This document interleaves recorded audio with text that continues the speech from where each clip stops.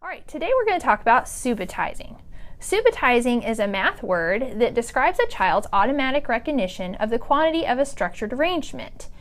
That's still kind of a confusing definition, so let's take a look at how it works. Here's one example of a set of dots. Go ahead and see if you can find out how many dots there are. Okay, now take a look at this one.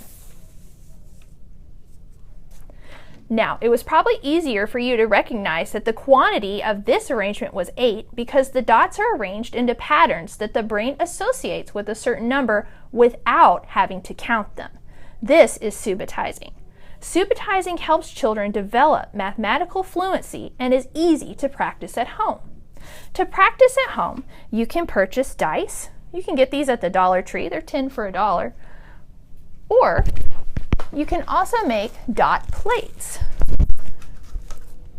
So you just take regular paper plates, and then you can either add labels or just draw the dots on with markers to create a set of dot plates for practice at home.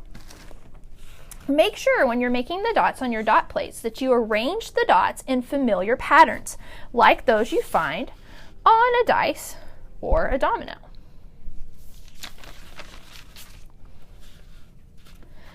When you're introducing dot plates with young children, the first thing you want to do is discuss how each number looks.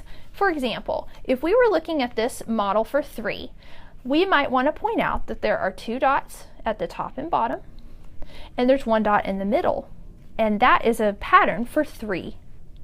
A helpful question to ask when you are talking with your children is, how do you see this number? Let me show you another one, and I'll give you some time to think about not how many dots there are at first, but how you see the number represented by the pattern. So how do you see this number? You may have noticed that there are 4 dots on the outside and 1 in the middle. You may have seen 3 and 2 more.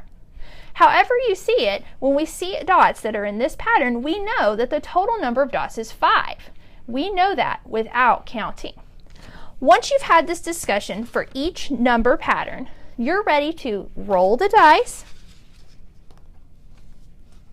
or flash the dot plate and ask your child to name the quantity shown. If they resort to counting,